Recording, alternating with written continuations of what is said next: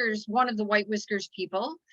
We've got a number of them on this page here, but tonight we are together to talk about humane cat trapping, etc. Something that Kelley Casale, I consider Kelley Casale to be the guru of that. She's done so much of it so successfully, cleaned up entire areas, and so selflessly gone out into the woods in the most horrifying conditions, and I'm sure been scratched. Have you had the rabies situation? Did you have to have rabies shots? Oh no, okay. No. All right. Well, I'm sure you've had your share of stuff. So I'm just going to turn this over to you, because I think maybe we could start out with just like what got you into this. What made you decide you wanted to do this, you know? Sure. Well, I think all of us, anybody that participates in any kind of these talks, we all love animals. And I've always loved animals. Cat were never the top for me, though. I mean, I loved them, but they weren't my favorite animal. But when I married my husband many years ago, I lived in Niagara Falls in LaSalle area, which is right by Wheatfield. And not at that time, but I did notice a lot of stray cats in the city. And in my neighborhood, at one time, there were 37 stray cats, if you can believe that. And with that, I did some research and found out that they weren't friendly cats. They were unsocialized cats that people were feeding. All the elderly women and men thought they were cute, and they breed and have more babies. So I got online, I discovered Alley Cat Allies at the time. And then from there, I did discover Feral Cat Focus, and I set out and I trapped every cat in my neighborhood. The kittens I fostered and found homes for. And to this day, that colony still exists. The oldest one is probably 18 years old now. When I moved from Niagara Falls, one of the neighbors ended up taking care of the colony. And there are, I believe, 5 left out of a colony. It wasn't 37 because I did rehome some of them that way I was able to, but at one time it was like 22. And they, passed on due to mostly natural causes. And some of them disappeared over the years. Other ones I've still went back and I've retrapped to humanely euthanize when they've gotten sick and what have you. And then from there, just being out in the community, knowing people, networking, I've been able to help different areas with cat problems, and I'm still doing it. Not to the extent that I used to because of a lot of different reasons, but I'm still doing it. Well, I know that I mean, I've heard about you for years and years through Feral Cat Focus, through just a lot of different organizations, a lot of different people. I know that you cleaned up Gasport at one point, like the entire town. Yeah, and when it wasn't me by myself, but yes, it was an effort to where the community of Gasport had a huge cat problem. Standish Jones was the hub, which is a lumberyard, Ace Hardware in Gasport. And we held community meetings, got everybody involved, and we trapped that whole community of Gasport. Amazing. And to this day, there's still the cats at Standish Jones. They still have a caretaker.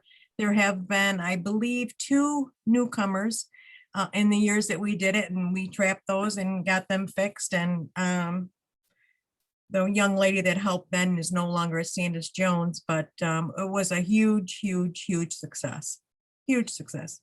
Do you mind walking us through the process a bit so that people, I mean, probably everyone on here has some familiarity, but it might not hurt to just walk us through a bit? Right. So when I get a call, now, the one thing you got to understand about TNVR or TNR is that most organizations expect you to do it yourself. So you get out there and you trap. A lot of people are intimidated. There's a lot of elderly people that feed these cats. It's not free. There's money involved in spaying and neutering and whatever.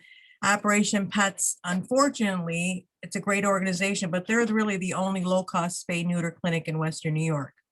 And it's difficult. It's gotten very difficult because local veterinarians, there's not a lot that participate in the TNR.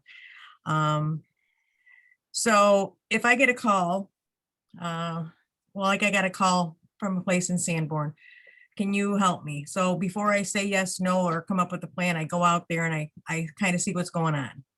And a lot of times people aren't feeding the right way. They're just putting out food and letting these cats eat and not pulling up the food. And there's a process. There's a responsible way to feed stray and feral cats. And if you're going to feed them, you must fix them because you're assuming responsibility of those cats. You've kind of claimed ownership to the cats. So health departments get involved because people just feed them and they just breed and nothing's ever done.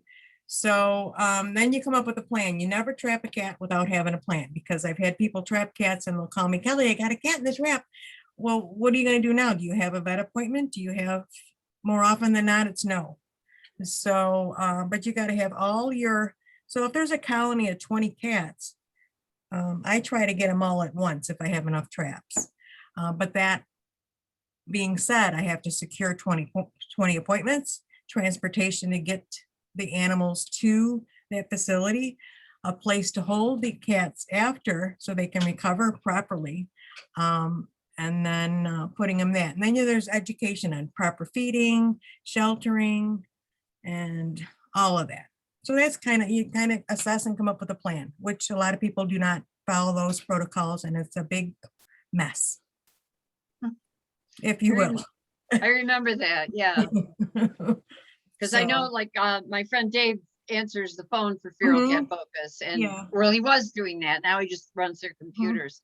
But he would get these calls like, okay, I have 27 cats I'm feeding, and 9 of them are pregnant, and I don't know what to do. It'd be like, oh my God, horrible. Yeah. Well, I can remember, I years ago, probably 2013, maybe.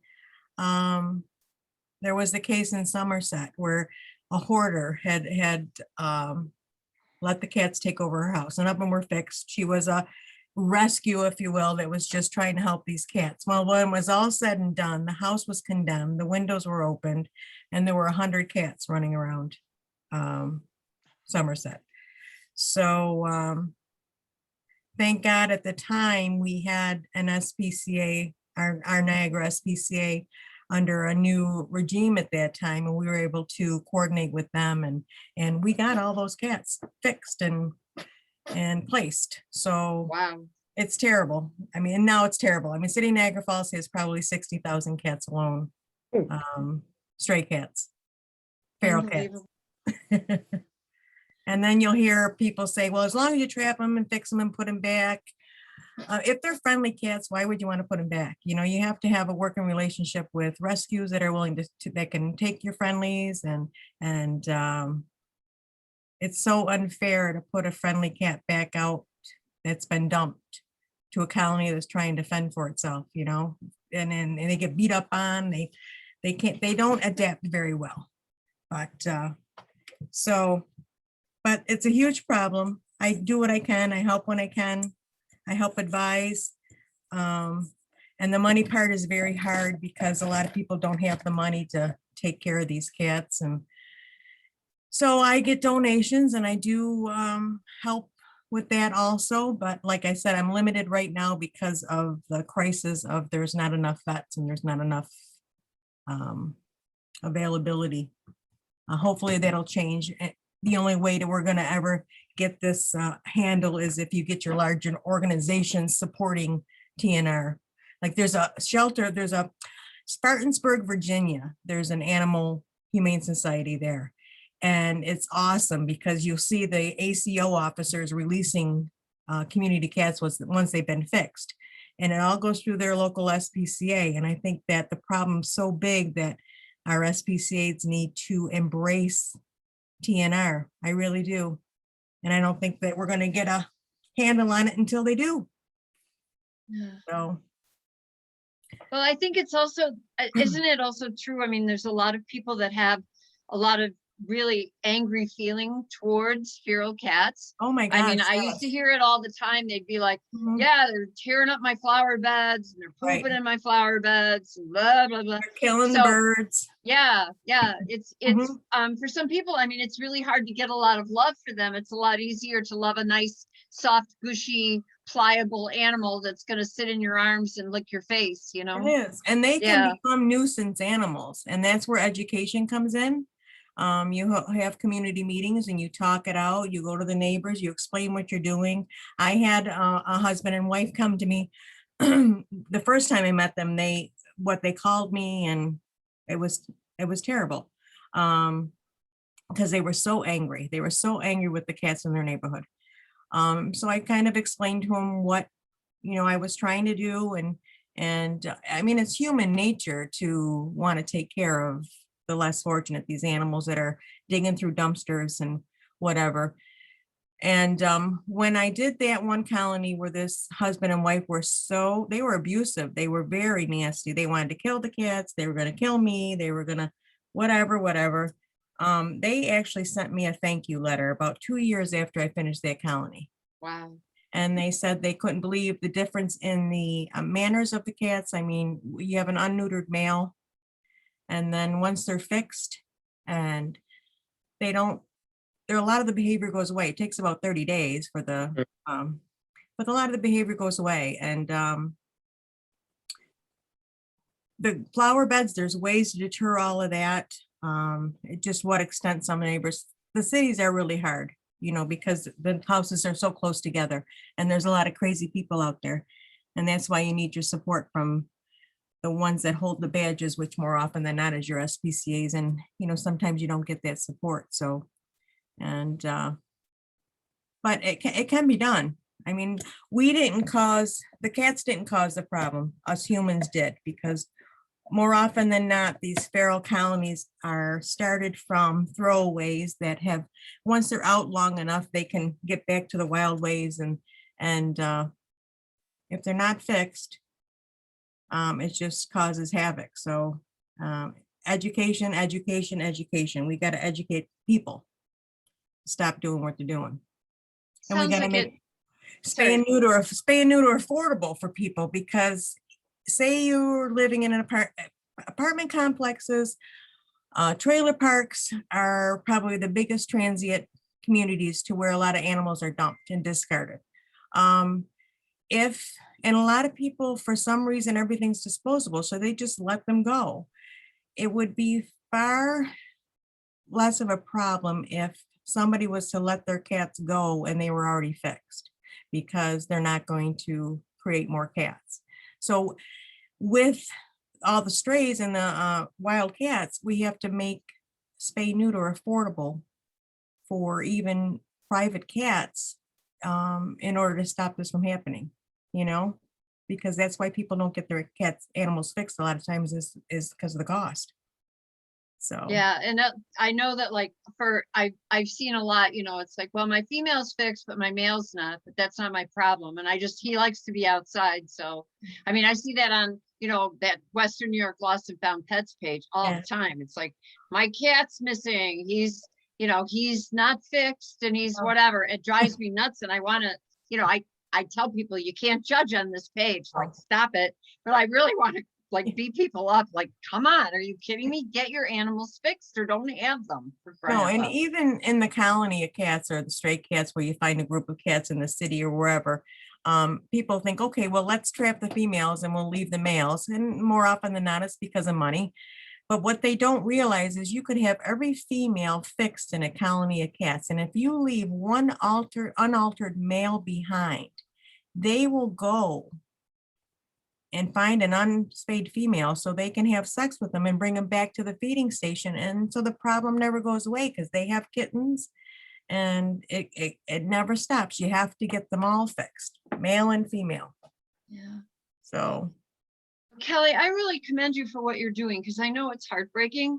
I it's, mean, I'm not even involved like that, but it's heartbreaking for me when I read these stories and people approach me like, help me with my dog because I don't know what, I know, it's I just, know. it's heart wrenching. And I know this has got to be, I mean, I know you to a certain extent. And I know how this stuff eats at you. I know how, you know, and Mhm. why wouldn't it? I mean, any feeling, thinking person has got to have some Yeah, feelings around this. it's very sad. And then with the stray cats and the colony cats, a lot of that turns into hoarding situations too, because people, I know of a woman in Niagara Falls that contacted me through a local ACO officer. She lived in an apartment, and she started taking in all the strays from the streets. And when I first went there this past winter, there were 38 cats in her basement, Oh, and none of them were fixed. Oh, God. Um, the woman that I was working with on this case, who happens to be Amy Lewis, who's now the executive director for the SPCA, I think we grabbed 14 kittens that night. Ugh. They were all sick. They were all, because they're all inbreeding. They're all, by the grace of God, they were all saved. But needless to say, we fixed, I had to trap most of the cats in the house, but they were mostly all feral. And so it was really hard to, you don't want to punish her, because in her heart, she was trying to do the right thing. So we weeded through the cats, and we were actually able to place about half of the cats. And Wow. the other cats, what do? They're not going to be lap friendly barn cats. So we ended up fixing them all. And then we tipped their left ear. That's an identification, because if they get out of that house in Niagara Falls, that apartment, or something happens to her, you know that they're all vetted, that they got an identification. So they're far better off than they were. But I can't tell you how many hoarding situations come from the stray feeding colony cats. They just want to bring them in and hold them, and then you got 40 cats in your house, and it's crazy. Yeah, I think that also, a lot of that starts from the best intentions, you Oh, know. the best. I And mean, the let me- need is so huge out there, and people are Yeah. like, oh, I can just take one more. Oh, I'll just take one more. I and mean, there's- I've had that inclination myself, you know. At one point I had 9 dogs. yeah. That was like insane, you know, and luckily, I mean, everybody was taken care of and fixed and everything, and I did find homes for some of them, but Mhm. I get it. I mean, because like, you know, every time somebody approaches me right now, I'm like, yeah, okay, I gotta fix this. So Right. But yeah. ideally, wouldn't it be a beautiful world if you take somebody like the woman that was collecting the cats in Niagara Falls, and you spend time with them trying to educate them, and you learn, you know what, she's really got a good heart, but she does have some mental health issues. Yeah. So wouldn't it be great to have partnerships with other organizations that you can bring in and sit down, and you can deal with all that, because you got to fix the whole problem, Right. You're So, right. I don't know. I mean, this subject is so broad. It goes off in so many different directions, and trying So to stay on track. so the process is you need one of those humane traps, correct? Oh, yeah, you need use to have a those. heart trap. Yep. And then you just walk us through like that, just Okay. very momentarily, if you don't mind. No, so if I go to a colony of cats and I do my research and I find out what time they're feeding them, I'll say, okay, I'm coming on Friday. I want you to stop feeding on Wednesday. Well, that in itself will throw people in a tizzy. Oh my God, they're gonna go a day without eating. And you gotta talk them off the cliff and say, well, yeah, I want them hungry to go in the traps. So ideally, if you have a colony of 20, I'll go out with 22 traps if I have access to them, which I have about 20 of my own. And you put down the traps. I disguise all my traps. I cover them. It depends on what area I'm in. I put them in garbage cans. I put them in dumpsters. I've put them in houses. And then you bait them, and you can use a lot of different things: tuna, mackerel, sardines, rotisserie chicken's a good one, catnip. So you do all that, and then if they're hungry enough, they'll go in the trap, step over the plate, the door comes down, and you've got your cat. And then I label everything. So, and more often than not, the colony people have every cat named.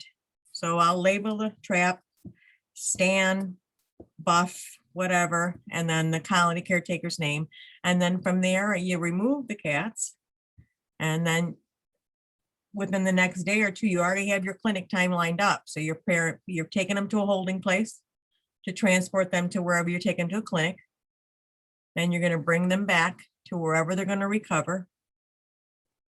And then you're going to let them go. Males, rule of thumb is 24 hours after surgery. Females is 48 hours. And then I'm going to get a lot of stink because people say, well, you got to hold them longer in the winter. And it's the anesthetic time that you worry about holding them. If you hold a feral cat in a trap longer than what it needs to, it's detrimental to them. It truly is. A lot of people don't believe in winter trapping. I trap all year round because in the winter months, that's when they're getting ready to wake up in spring and have their babies. So I would rather keep trapping. And you keep them in the trap the entire time, correct? Yep, and you can maintain the trap. There's a way to hold the traps up on 2x4s and you line.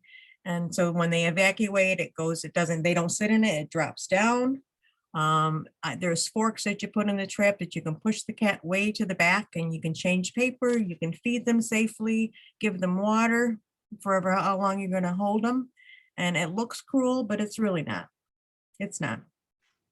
And then you're going to have the cats that won't go in the trap. So you got to come up with other ideas. So I have a drop trap where I will set up a drop trap just like a cartoon. It has the rope that you pull. So I'll lay in wait. And when I see that cat go under there, I can pull. Then you get a cat that way. I've used nets, which isn't my favorite to do, but I have used nets. Wow. I know. So like the cats, I'll tell you a quick story about the cats at Goat Island. For years, Goat Island had cats in the state parks. And they finally had asked me, and it was probably 2014, they asked me to come out and trap the cats and I could put them back because they had caretaker. They had people that come and feed them. And if you ever went by Goat Island, there were black cats that were in the trees and people are so worried about these cats living outside. Well, these cats lived on Goat Island in the winter. They went up underneath the rocks. That was their home. And then during the day, they climb up the trees and they'd hang out in the trees. And so I went out there and I trapped all the cats and took them all back. In the years since I trapped them, I think 2 of them had perished there from whatever reasons, just like in Africa, when you go out to the animals die, it happens. I don't know, maybe 2 years ago, something changed in the park systems and the cats at Goat Island were being threatened that they needed to be removed or they would be killed. So I had to go back in and try to retrap the colony that was left, but I had to find placement for these cats first. And the one caretaker, bless her heart, her and her husband had the Amish come out and build a beautiful outbuilding. It's got sunroofs, it's got a screened in porch all the way around. And I went out and I was able to trap the cat. I had to use a drop trap for the most part because they did not want to go into a regular trap. And moved them off the property and they're all living the rest of their life right now in this beautiful setup. But I mean, there's beautiful stories, there's sad stories. And cats are very resourceful. They do great outside. They do. The wild cats do great outside. They all don't belong inside. No. They don't. So Kelley, are you okay to answer some questions if we have? I mean, I've been asking all the questions, so I'm sorry, yes. But and I appreciate it because I am not good at this talking in front of people. Oh yeah, you're really bad at it, Kelley. You're great at it. Stop it. But anybody, do you have any questions or any specific things you want to, or anything that you would like to ask about this? Well, Kelley, you mentioned something as far as a feeding schedule. What's that all about?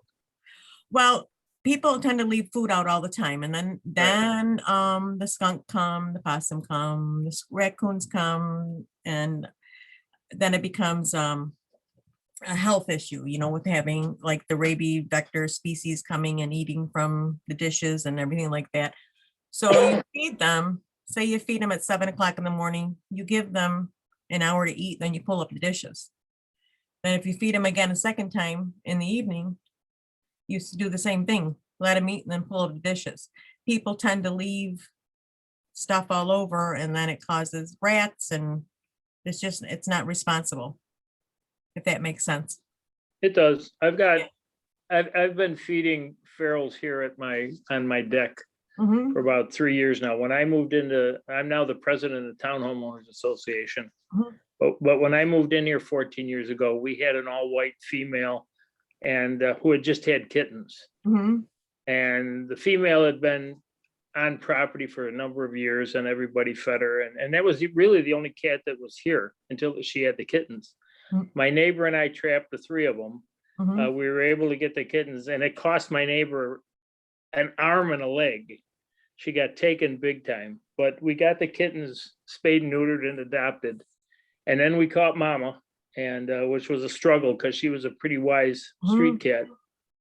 And I had her spayed and neutered and turned her back loose on the property. And she was pretty much all we had here for about 14 years. We've got a huge backyard, not too far from, some wooded area. But we've also got a massive apartment complex across the street. Yeah. And even with that, after we lost Mama here about 3 years ago, she got hit by a car. She was probably about 17 years old, which Wow. is, for an outdoor cat, it's doing pretty good. Mhm, And for 2 years, I didn't see a cat on the property. And then all of a sudden, 3 years ago, this past winter, I had to go out and check something on the property, and walking back towards my deck the one day, I see a cat run from under my deck under the neighbors. The mhm. following day, I had to go back out there, and I come back, I see a second cat, which I had never seen. So the sucker in me started feeding them, which I've been doing now. And fortunately, I feed them on my deck, and I've built a feeder for them so that I did have skunks initially. Mhm. Because I had surgery and I had to have the food where I could get at it. Right. But now that the box is up and out of the way, Mhm, I see a skunk maybe once every 6 months, and all they do is walk up on the deck and they leave. Right. Same with a raccoon. Mhm. The possums, I get a couple possums almost every night, and they're not a bother. No, and But, you'll catch them eating with the cats. Possum Yep. and cats Oh, get yeah. along well. Yes. In fact, I Mhm. even had, when the box was on the floor and the skunks could still get in it, I had the skunk in the box. Mhm. The one cat that I had showing up at the time walked right up to the skunk. Skunk turned and looked at the cat. Cat looked at the skunk. The skunk went back to eat, and the cat backed off about 3 feet and just laid down till the skunk left. Right. They all get along. Yeah. But one of the things I'd like to do, and again, I've only got 4 right now that are Mhm. fairly regular. I think over the course of 3 years, I've had a total of 9, Mhm. and they just kind of come and go. Right. I'll see one for 6, 7 months, and then all of a sudden he's gone. Mhm. But I'd like to take and trap the 4 that I have Mhm. and get them spayed and neutered and get them, a series of shots, Right. so that at least, if they're out there, I know that they're at least healthy. Let's put it that way. Yeah. Right. Right. Now, the most affordable, where do you live? What area do you live in? I live in Tonawanda, Mhm. almost right on the Erie County, Niagara County border. And I was working 2 years ago with Feral Cat Focus. Yeah. They're out of East Mhm. Aurora, I believe. Yep. Yep. And I did have several appointments at that time. I was trying to trap one absolutely gorgeous cat. I was trying to get him. Mhm. Unfortunately, every time that I'd make an appointment to take him in, he wouldn't cooperate. And then Right. finally, he just disappeared. So, Mhm. Mhm. but Right. I was supposed to take him in, and I can't remember the name of the organization that do spay and neuter, but they're on the Blaisdell-Lackawanna line. Yeah. It's at Operation Pets. Okay, that's, yeah. Yep. Yeah. On South Park. Yeah. Yes, yes. Yep. Yep. I grew up in Blaisdell, so, Yeah. I'm well familiar with the neighborhood. Well, But yeah, right now, I mean, they're limited. They only have one vet, but they are taking appointments. I don't know how far out they are. And then them being community cats, after Feral Cat Focus puts their money towards it, it should only cost you $25 a cat.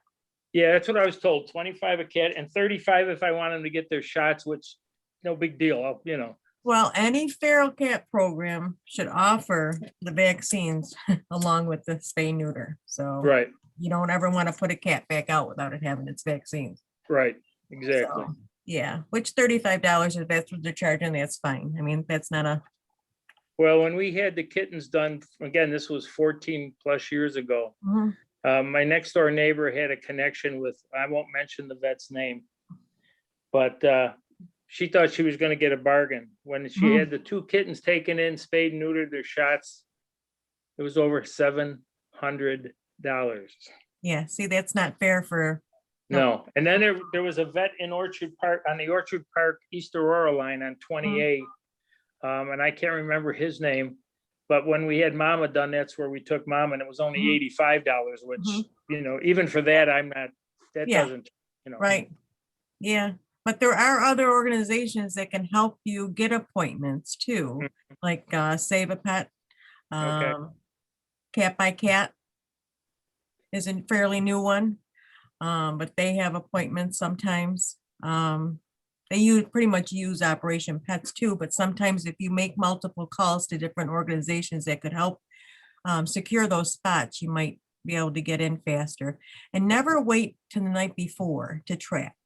Okay, Always, I know it looks cruel, but if you have an appointment on a Friday, start trapping on Tuesday. If the cat has to sit in a trap for a couple days, if you're taught how to, or somebody tells you how to care for the cat, you just Mhm. open, you know, Yep. it at least secure that cat in a trap.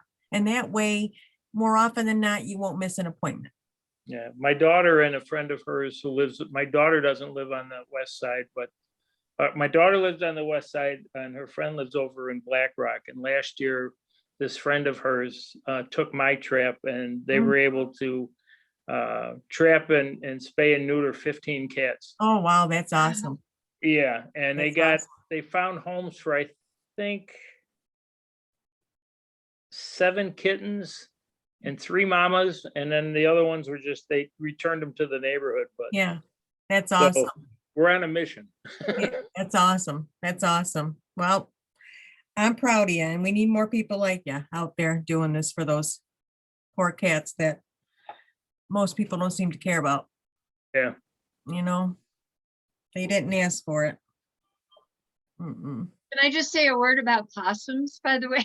Big fan. I love possums. I'm like possum fixated. If I could figure out how to have one, I would. I know they don't carry rabies, which is a Right. good thing, Mhm. right? They cannot get rabies. I know they also can be a deterrent for skunks as well. Mhm. So Mhm. I'm Yep, just putting my 2 cents Yep. in there. and they also love to eat ticks and stuff, so, They you sure Yes. know, do. Yep. Yeah, they're wonderful guys. They really are.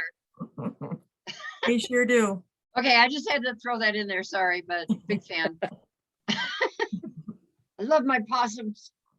Kelley, how long have you been doing this? How many years? Sort of? Ballpark? Well, over 20.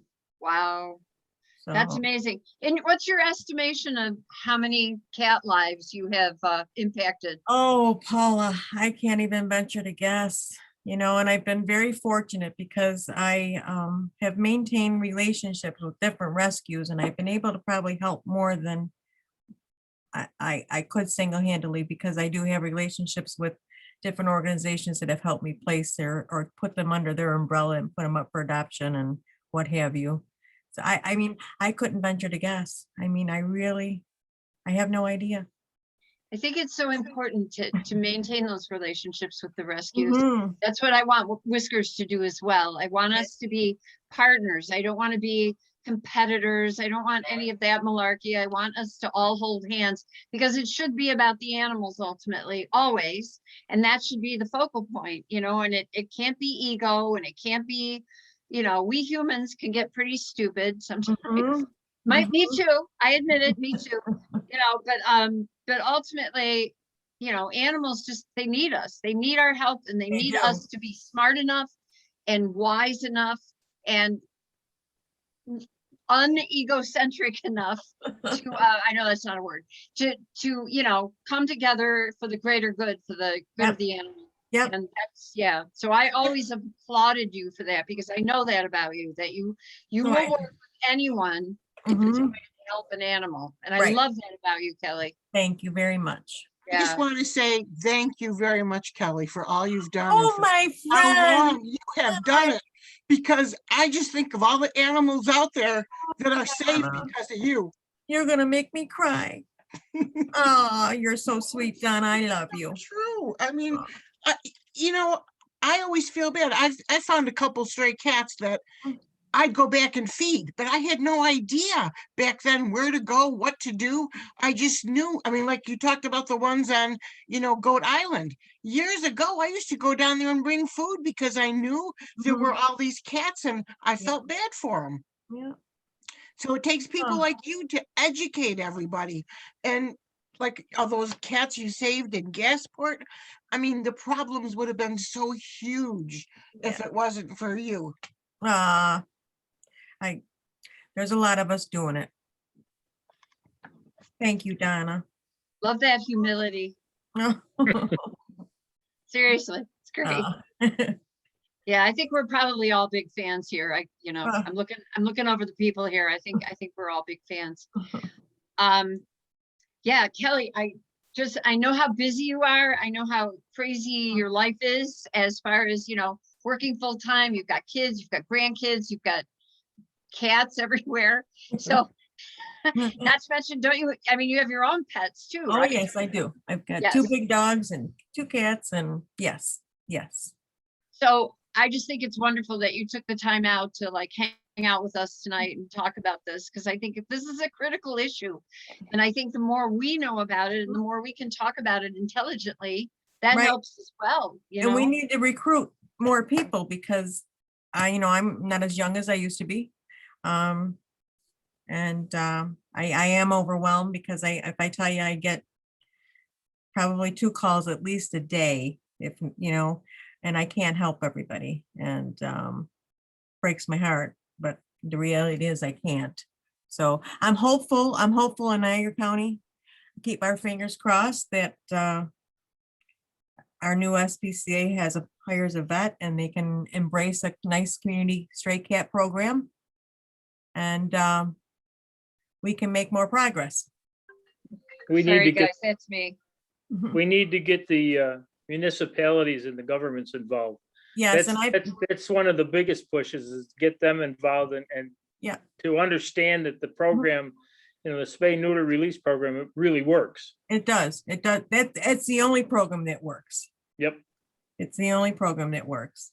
I was raised with alley cat allies, like you were, so I Yeah. understand. Yeah, it's the only program that works. Yeah. Collecting and euthanizing does not work, because they just come back. And it costs more money. Yep, it sure does. Yep. Sure Well, does. listen, guys, anybody else, questions, comments, anything? No? No. Well, thanks so much, everybody, for joining us. If anybody ever has a question or wants to reach out, they can reach me. I'm on Thanks Facebook. again. You're Bye, probably- everybody. Thank you. Yeah, Thank you. thank you very much, everybody, for listening. Have a good night, everyone. Bye-bye. Bye, Bye-bye. guys. Thank Bye. you. Bye. Thanks again, Thank you. Kel. Thank you for having me.